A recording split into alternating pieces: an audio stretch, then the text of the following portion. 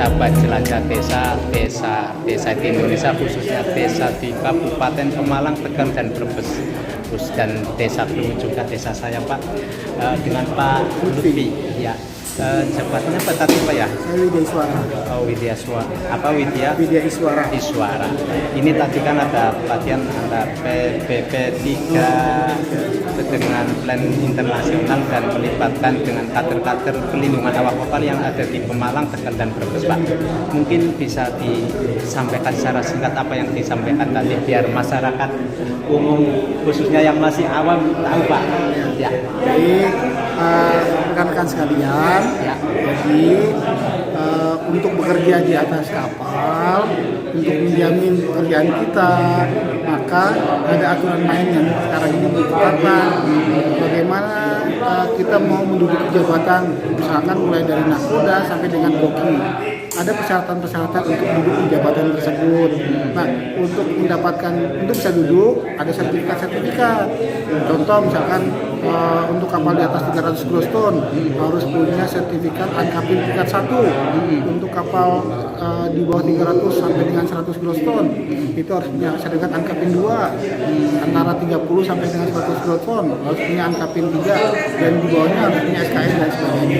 Nah, untuk kegiatan-kegiatan itu mendapatkan sertifikat itu harus mengikuti pelatihan. Pelatihannya gimana Pak? Di kami pelatihannya ya ada juga pelatihan untuk dapat sertifikat BST KLM dan sertifikat lainnya yang ada di SKK ya Pak? SKK dan sebagainya. Itu di kami bisa, nanti silakan Bapak Ibu rekan-rekan sekalian mendatangi namanya pelayanan terpadu satu pintu yang ada di BP3 Tegal. Silakan. Itu nanti bisa dapatkan informasi seluas-luasnya. Silakan menghubungi. Gratis Pak informasinya? Informasinya gratis. Silakan menghubungi kontak person yang tadi kami sudah bagikan ke teman-teman sekalian. Iya. Nah, itu supaya nggak keliru dalam mendapatkan informasi lebih lanjut. Ya, terus SKK yang dipakai nelayan domestik ya Pak, katanya kan mau beralih ya. Nah, itu kapan berlakunya Pak? Mungkin bisa diinformasikan kepada nelayan Tegal dan Brebes. Karena Indonesia sudah meratifikasi namanya dokumen STCWF dan itu tahun 2019. Ya. Dalam 5 tahun sekali itu diaudit. Audit 2024 itu nanti kita diaudit oleh AIMO. Maka penerapan dari aturan main itu akan dilakukan secara menyeluruh, yaitu pasca 2024. Maka nanti bagi teman-teman yang punya SKK 60 mil yang sekarang masih mengawaki, itu bisa dilakukan proses upgrading dari SKK 60 mil juru mudi menjadi ANKAPIN 3, SKK 60 mil juru motor menjadi ANKAPIN 3. Itu maksimal tahun 2024. Tapi selebihnya bisa menggunakan sertifikat yang baru, namanya sertifikat kecakapan nelayan untuk bidang nautika dan teknika. Gitu. Pak, satu lagi, ini kan PP3 Tegal. PP3 Tegal itu secara historis sejarahnya itu konon sebelum Indonesia merdeka sudah ada Pak. Bisa diceritakan secara singkat biar masyarakat tahu. Dulu tuh inisiasinya sebelum Indonesia merdeka sekitar tahun 42-43 itu di Tegal ini didirikan pusat pelatihan perikanan, Gyomingozo istilahnya kalau bahasa Jepangnya itu. Yang zaman Jepang ya? Gyomingozo itu zaman Jepang didirikan untuk mempersiapkan bagi pemuda-pemuda yang akan bekerja di laut.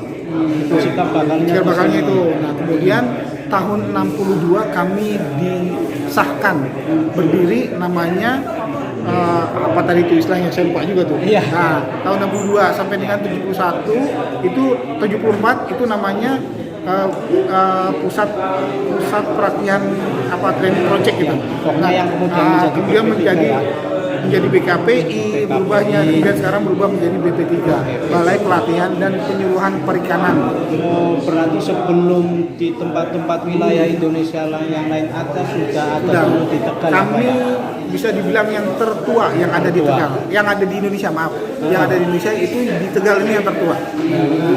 Oke Pak, informasi mohon maaf yang mengganggu Pak. Ini singkat sekali tapi mudah-mudahan bermanfaat kepada masyarakat dan barangkali ingin tahu informasi terkait dengan pelayaran dan hubungi PTSP kami.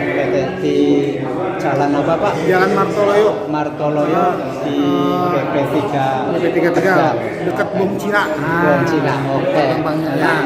Terima kasih. Sama-sama. Semoga bermanfaat kepada seluruh warga desa Indonesia.